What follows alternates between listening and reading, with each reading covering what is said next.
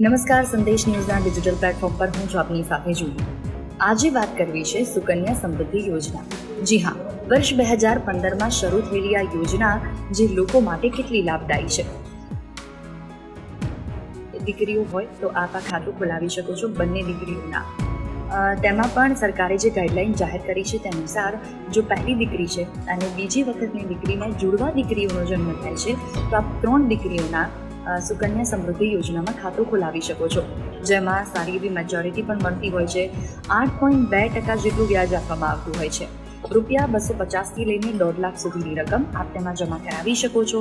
18 વર્ષની દીકરી થાય ત્યારે તેના અભ્યાસ કે લગ્ન માટેની આ રકમ પાકી જતી હોય છે, પરંતુ તે મળે છે 21 વર્ષે, એટલે કે દીકરી આપની 21 વર્ષની થાય તે પછી તેને આપવામાં આવે છે. હવે વાત કરીએ કે આ ખાતું દીકરી કેટલી ઉંમરની હોય તો ખોલાવી શકીએ.